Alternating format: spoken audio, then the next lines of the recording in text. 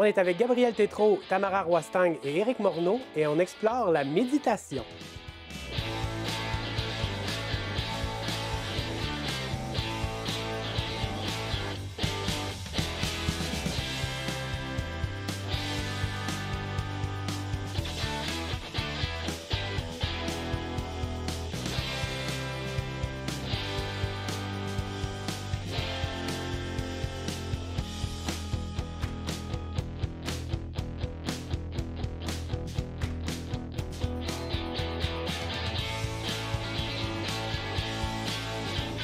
Namasté, namasté. Tu avec des invités aujourd'hui qui sont versés dans l'art de la méditation. On va essayer d'en apprendre un petit peu plus là, sur cet art millénaire. D'abord, on aimerait savoir pourquoi est-ce que la méditation est entrée dans votre vie. Qu'est-ce que vous faites exactement? Quand j'étais petit, là, souvent on va mélanger la méditation puis la spiritualité puis la religion même. Puis c'est complètement des choses différentes. Mais quand j'étais tout petit, j'étais vraiment attiré par quelque chose en dedans de moi. Puis, mon idole, c'était Jean Jésus. Là. OK! Puis, je cherchais déjà quelque chose en dedans de moi. Puis, je me suis rendu compte, à force de chercher à l'extérieur, que ça se passait plus en dedans. OK. Fait qu'à l'adolescence, j'ai tombé sur des livres qui parlaient de méditation. J'ai commencé à essayer ça. Je dirais j'avais 13-14 ans environ. Ça t'a jamais lâché tout au long de ton parcours de vie? En fait, ça a plus que jamais lâché. C'est grâce à ça que je suis qui je suis aujourd'hui, okay. Au-delà de la personnalité, puis que j'ai certains aspects de ma vie qui sont, mettons, plus calmes, je dirais. C'est vraiment grâce à la méditation. Ouais. Puis de ton côté, comment ça a commencé tout ça? Moi, ça a commencé avec le yoga. Donc, comme plusieurs, ça a été la porte d'entrée. En fait, là, je crois plus ça, mais au départ, pour moi, c'était un sport, le yoga. Quand j'ai vu que ça peut être difficile, c'est pas une affaire de ma tante. J'ai commencé avec le yoga, mais c'était vraiment pour le physique. Puis ensuite, tranquillement, pas vite. Tu sais, la partie à la fin du yoga, on est en shavasana, la posture du cadavre. Ça, c'est quand on est couché pendant 10 minutes au sol. Je me demandais un peu pourquoi je payais pour ça, au départ, jusqu'à temps qu'il y en ait un qui me frappe puis qui m'ouvre l'esprit sur « OK, ça peut-être que la méditation, tout ça, il y a quelque chose là. » Donc, tu dis qu'il y en ait un moment où est-ce que à la fin de la session de yoga, ouais. allongé, là, tu as eu, il y a quelque chose qui s'est passé là. Ouais. Dis-moi, tu me dis que tu as commencé le yoga de façon un petit peu plus sportive. Ça fait longtemps de ça? Ça fait combien d'années? Ou... Ça fait au-dessus de 10 ans. OK. Ouais. Parfait. Donc, j'ai commencé avec ça, mais tu sais, ça a juste été le moment où j'ai fait « Ah, peut-être que ça peut être intéressant. » Puis après, dans les autres séances de yoga, j'ai commencé à intégrer un peu plus la respiration avec le mouvement. Je comprenais mieux pourquoi on agençait les deux.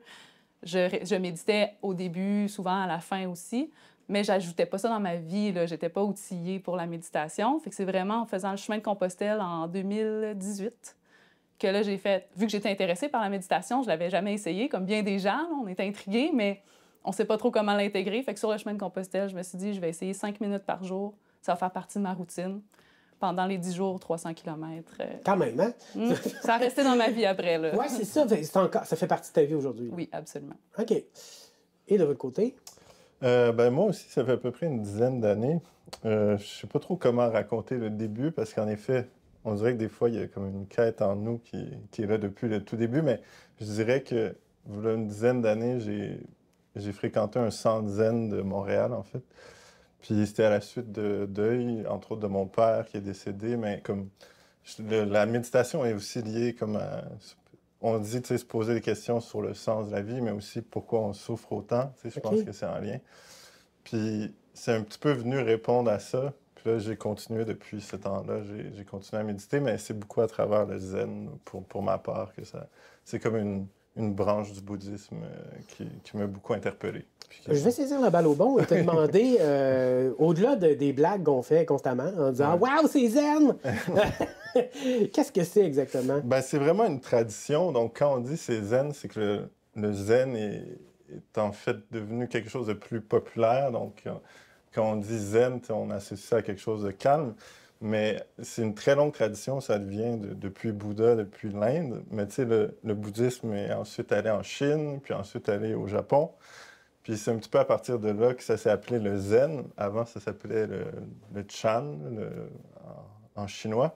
Mais bref, ce mot-là veut dire en fait non-dualité, c'est-à-dire que sortir de cet esprit-là où on est toujours un peu en conflit, on est divisé, tu sais, le bien, le mal, moi, les autres, etc., etc.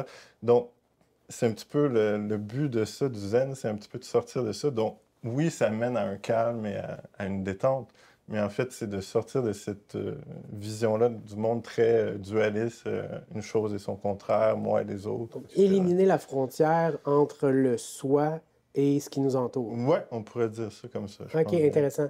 Est-ce que c'est un peu la même philosophie sur le yoga? Et d'abord, dans le yoga, est-ce qu'il y a plusieurs philosophies déjà? Oui, ben c'est une grande philosophie, en fait, le yoga. Mais le mot yoga veut dire union. Donc, je pense que ça répond à la question. OK. Oui, c'est vraiment d'être un avec tout. OK. En fait, c'est très résumé à très haut niveau, là. Est-ce que dans ta pratique de la méditation, est-ce que ça passe par le yoga ou par le zen ou complètement autre chose? En fait, il n'y a pas une pratique de méditation. Il y a plusieurs façons de méditer. Par exemple, tu disais que tu faisais le chemin de Compostelle. Il peut arriver, tu peux être en méditation active, en mouvement. En marchant, tu peux méditer. Tu peux méditer sur le bol de toilette, dans la douche. OK. Tu peux méditer même au volant d'une voiture. Pas sous forme, évidemment, les yeux fermés, le dos droit assis en lotus. La méditation, il y a une espèce de cliché qu'on doit être dans telle position, tout ça, mais il y a des musiciens, des artistes qui vont arriver dans une zone méditative où leur cerveau va arriver au niveau des zones θ, qui vont être les mêmes zones qu'on rejoint en hypnose, par exemple. Puis c'est des états méditatifs. Donc, c'est plus des états que tu retrouves en faisant différentes disciplines ou pas. Souvent, la méditation, le but, c'est justement un peu comme tu disais, de faire en fait, on coupe les sens avec le monde extérieur pour revenir plus vers son monde intérieur. Puis quand on retrouve cette zone-là à l'intérieur de soi, c'est là qu'on se retrouve dans le champ unifié qui englobe toute la vie, partout. Là, je suis un petit peu dans le flyer, mais scientifiquement, quand tu te retrouves dans cette zone-là, c'est là que tu peux... en fait, tu fais une coupure vraiment avec tous tes sens, là. OK. Qui est le monde extérieur. Donc, c'est intéressant. Est-ce que c'est comme ça que ça se vit? Déjà, en partant, là, je vous félicite parce que là, plus j'en apprends, là, on vient de commencer, mais je vois que ça a l'air difficile de mettre des mots sur un état d'esprit si profond. Est-ce que ça se peut ou est-ce que tu le décrirais comme ça, toi? Ouais, moi, je décrirais comme une connexion avec soi-même, avec notre boussole intérieure, si on veut, ou prendre du recul par rapport à nos pensées. On a beaucoup notre conscience, si j'illustre la conscience, c'est beaucoup dans nos deux yeux, puis on est très dans le concret, ici, maintenant, le 3D, comme... Mais là, c'est d'être dans le ici, maintenant, mais détaché de ça, d'être capable de prendre un pas de recul, de se voir aller, de se voir parler, de s'entendre parler, de s'observer penser. Donc, c'est vraiment de rentrer dans cette conscience-là. Pour moi, je le vois comme un peu comme un recul sur... Au lieu d'être dans nos deux yeux, on est comme en arrière de la tête, là, puis on regarde tout ça aller. OK. Puis souvent aussi, on associe ça à plus avoir de pensées, mais c'est pas nécessairement bloquer ses pensées, mais c'est juste de... Il y a des pensées qui passent, mais on s'accroche pas trop aux pensées. Tu sais, puis on est toujours un peu envahi par les pensées dans la vie de tous les jours. Puis là, c'est de s'asseoir, de prendre le temps de voir les pensées passer, puis pas trop s'accrocher à telle personne m'énerve, telle personne OK, me fait un mal. mettons, là, j'ai des pensées, là. Il n'y a pas assez d'argent dans mon compte de banque, ça me prend plus d'argent dans mon compte de banque. Qu'est-ce que tu veux dire par pas s'accrocher à cette pensée-là? Ça veut dire quoi, exactement? Ben, ce que tu es en train de décrire, mettons, j'ai pas d'argent dans mon compte de banque, donc j'en ai plein, mais j'en ai pas assez. Continue. Donc, on rumine beaucoup nos pensées. Donc, le fait, c'est que quand on observe, à force de méditer, on se rend compte que les pensées, c'est comme des vagues, ça vient, ça va, ça passe. Et donc, quand je dis s'accrocher, c'est un peu comme, il y a une vague en particulier que tu es comme, ah non, ça, je suis vraiment mécontent, je voudrais avoir plus d'argent. Puis là, tu passes beaucoup de temps à faire un monologue intérieur là-dessus, tandis que on essaie de se détacher de cette vague-là, puis la laisser passer, puis en avoir d'autres.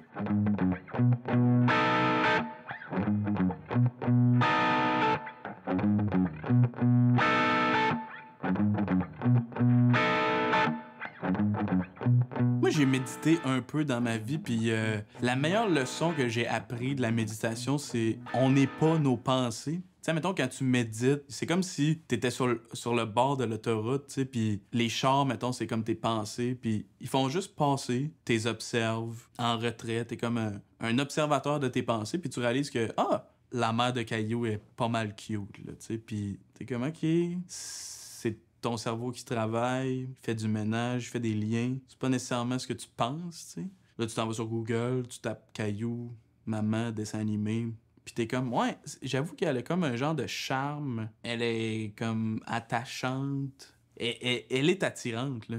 I guess que mon subconscient, il a pas toujours tort, là. Tu sais, des fois, c'est comme, il t'envoie des perches. Est-ce que je pourrais m'essayer sur la mère de Caillou? Faudrait qu'il y ait un genre de divorce qui serait comme un peu comme dommage, là, qui briserait un peu la famille, mais je pense que je pourrais prendre le relais de la famille Caillou aussi, là. Puis tu sais, Caillou, ça reste comme un enfant difficile, mettons que...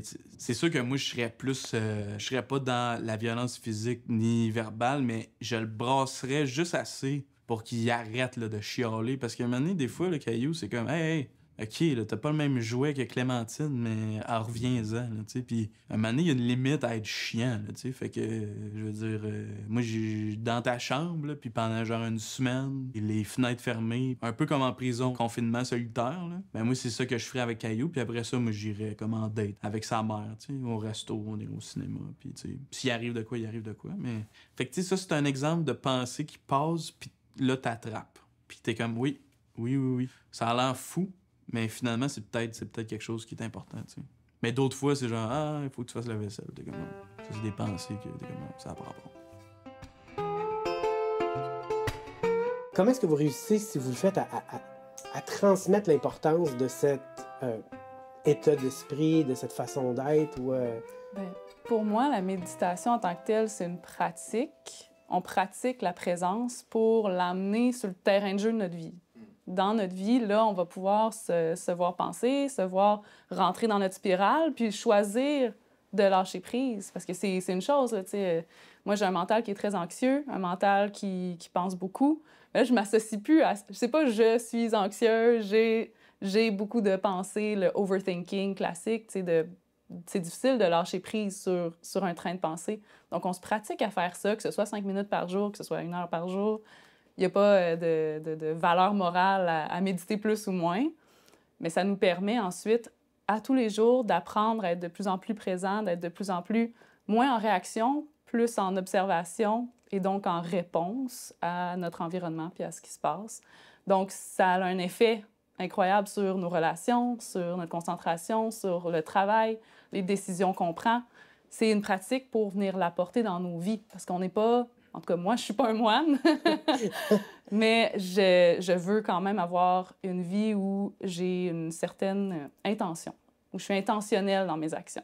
Intentionnelle dans tes actions? C'est-à-dire que je vais pas juste y aller en mode réaction, puis toujours être comme, OK, il y a ça qui arrive, j'ai le réflexe de tomber dans le mode victime, je vais aller pleurer, c'est correct de pleurer, mais après ça, je vais comme propager cette espèce de boucle-là négative, si on veut.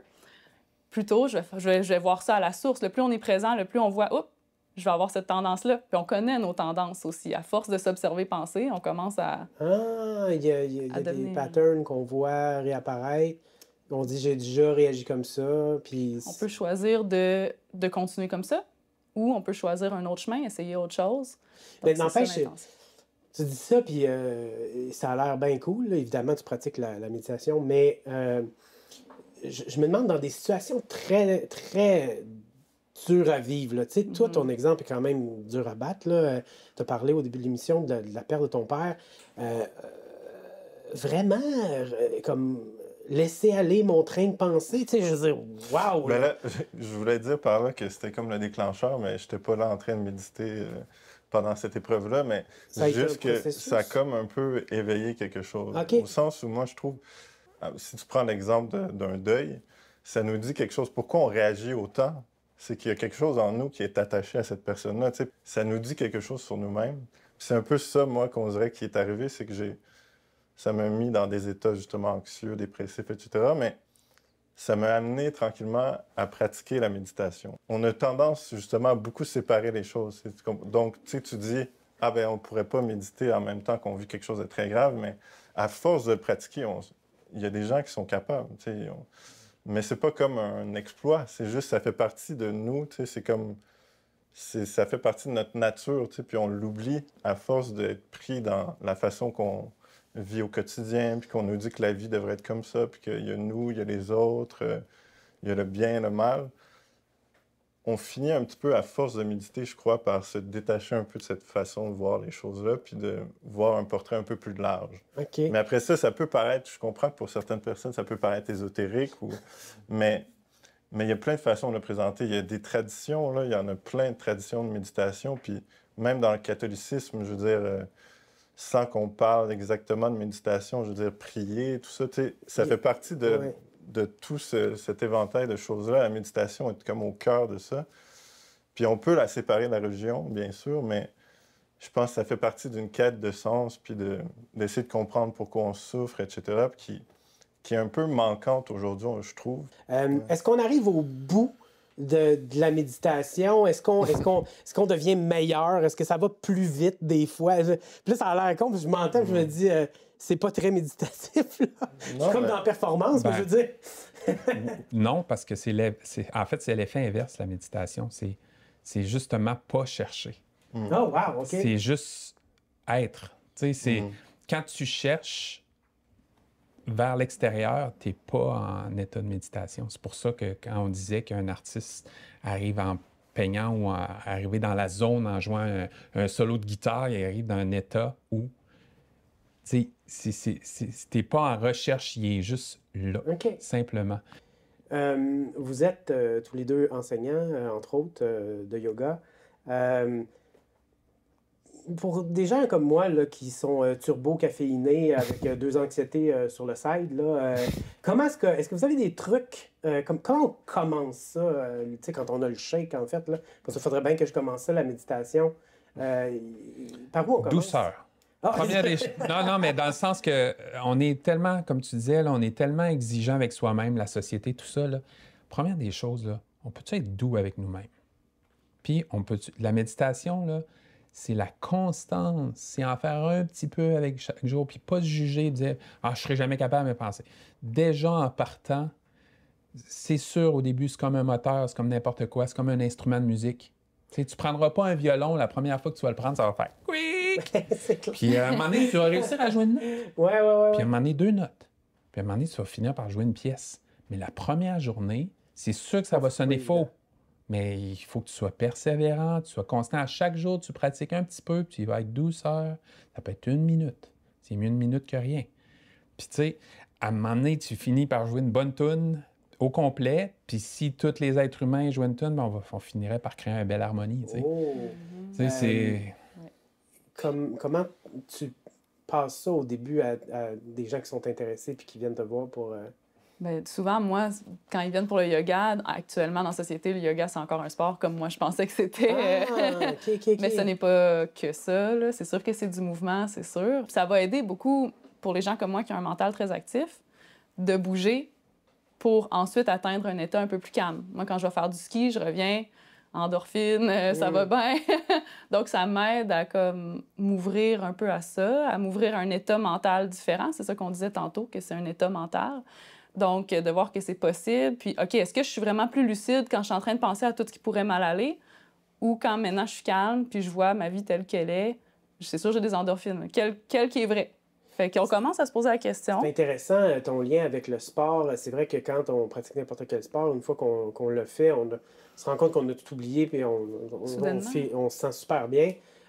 Fait qu'à la limite, c'est peut-être quasiment ça ton conseil. Voyez la méditation comme un sport, c'est bien correct. De le faire après. Ouais. De le faire après. Puis aussi, une autre chose, c'est de commencer vraiment petit.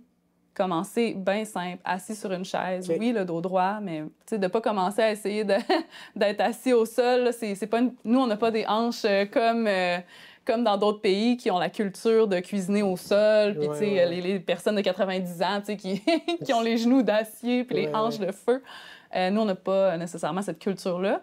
Donc, on n'a pas développé des corps qui sont qui sont facilement, qu'on peut se rendre là facilement. Fait assis sur une chaise, le but, c'est d'être confortable, de ne pas avoir trop de distractions, surtout au départ, dans un environnement calme, prendre 5 minutes maximum. Moi, je dirais 5 minutes maximum pour commencer, jusqu'à temps qu'on en veuille plus. Jusqu'à temps qu'on en veuille plus. Au lieu de commencer avec une vidéo YouTube, il y a des anges là-dedans puis des archanges, moi, ça m'aurait pas accroché là, au départ. Ouais. Maintenant, je suis beaucoup plus olé dans tout ça. Okay.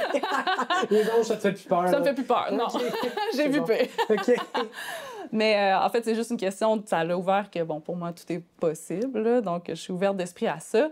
Mais au départ, moi, il fallait que je sois vraiment dans le respiration, effet concret, d'être dans des outils de concentration pour commencer. Puis c'est ce que je recommande aux autres de faire, parce que moi, c'est ça qui m'a permis d'accrocher. Il y a tellement de choix sur Internet maintenant. Commencer avec une vidéo de 45 minutes, c'est peut-être la meilleure façon de se dire « Ouais, je suis pas bon, j'aime pas ça, puis je veux plus jamais refaire ça ». Le fait que je travaille là-dedans maintenant, ça a découlé d'un épuisement professionnel. OK.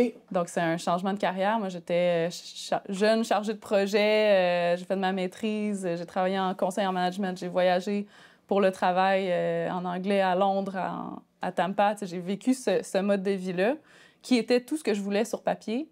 Mais à force de méditer, justement, de prendre du recul, je me rendais compte que c'était pas réellement ce que moi, je désirais. Et ça a permis d'augmenter mon inconfort d'un certain sens. On pourrait dire que la méditation, ça fonctionne pas parce que j'ai fait un burn-out pareil. C'est un bon point. Okay. Je comprends qu'en surface, mais le fait que je méditais, ça m'a permis de pas continuer dans une direction qui était erronée. Parce que le fait que je me voyais aller, le fait que je savais, c'est pas la première fois qu'on se dit « Ah, est-ce qu'il y a d'autres choses à la vie, qu'on change notre vie au complet? » Mais là, je pratiquais ça augmentait la dissonance cognitive. Donc, dans mon mental, je ne pouvais pas ignorer le fait que je m'en allais pas dans la bonne direction. Là. Okay. Ça devient fort. Les alarmes sonnent plus fort. Et j'ai quand même essayé de continuer parce que je suis persévérante, puis je lâche pas, puis je travaille fort. Et finalement, j'ai dû m'arrêter, mais ça a été après un long processus de commencer à m'écouter, de mettre en place des limites. Donc, je pense que les personnes qui font un arrêt de travail ont un chemin de fait déjà, beaucoup. Puis, je pense que c'est un besoin. Mais c'est pas étranger au fait que tu sois entrepreneur. Là. Il y a quelque chose en toi qui a besoin quand même de... Je ne changerai pas ma nature. Okay, je reste quand même une personne qui a de la drive. Je reste quelqu'un qui veut faire beaucoup de choses, qui veut explorer beaucoup de choses. C'est dans la façon de le faire, puis dans la conscience de comment je me sens pendant que je le fais. Puis aujourd'hui, tu pourrais affirmer sans recul que c'est une amélioration nette de ta vie d'avant, de jet-setter international à Rimouski, professeur de yoga. Ouais. Ah, ouais. Wow, quand même. C'était nécessaire que je passe par là. Je regrette pas ce moment-là de ma vie parce que j'aurais pas appris. C'est toujours ça, tu sais. Est-ce que tu regrettes? Non, mais si c'était à refaire, je ferais tout complètement différemment.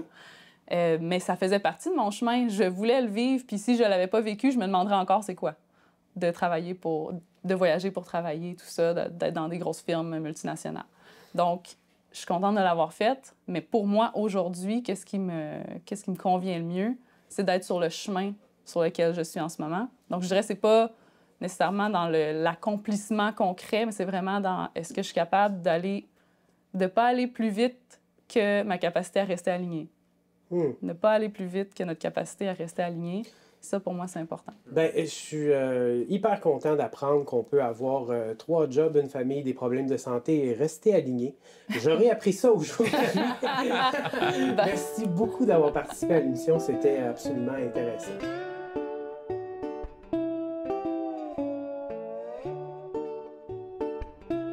Nous sommes dans la paix, dans l'amour. Amen. Oui. On parle de méditation. Tu fais beaucoup de recherches en tant qu'auteur, compositrice et interprète. Oui. Je sais que tu t'es intéressée dernièrement beaucoup au heavy metal. Donc, j'imagine que ça fait partie de ton processus créateur avec l'intelligence artificielle pour cette phase de chanson. Évidemment que le rock, le métal m'inspire énormément pour aller chercher ma paix intérieure. Méditatif. Oui, aller chercher une relaxation, être zen. Oui.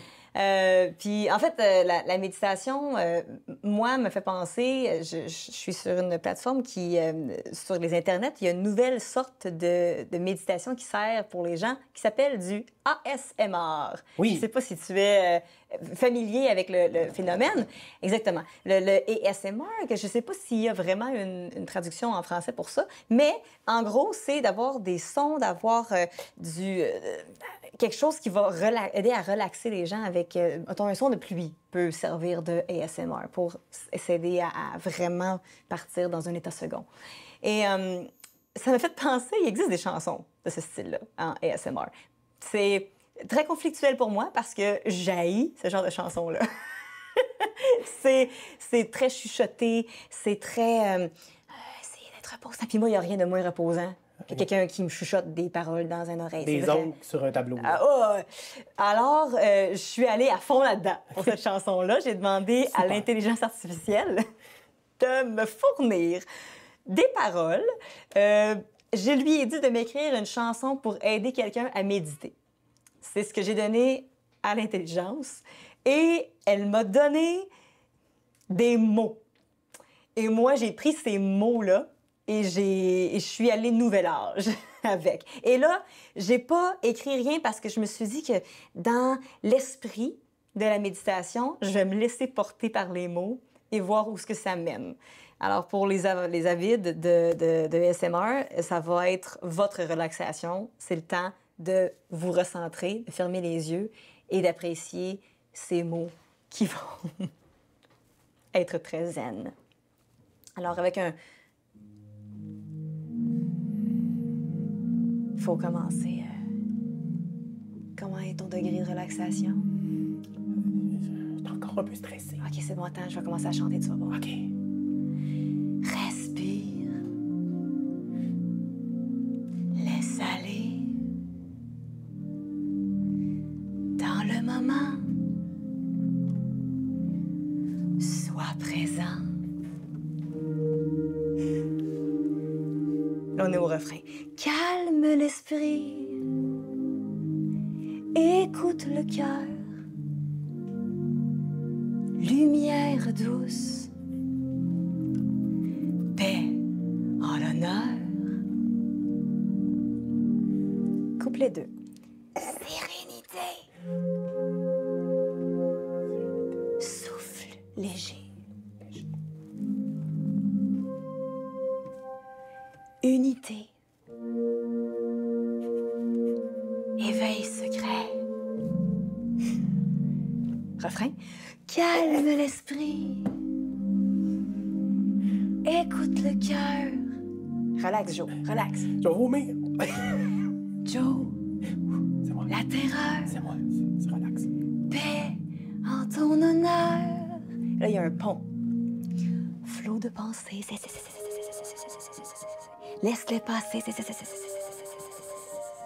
Dans le silence, trouve la clé. Refrain. Calme d'esprit. Écoute le cœur. Lumière douce. Oui. Paix. Joe, la terreur. Je m'excuse. Écoute, mais là, je me demande si tu as encore envie tellement je suis relax. Joe le fantôme. Je suis peut-être mort, on sait pas. En tout cas, ça fut plaisant. Merci. Ça fait plaisir.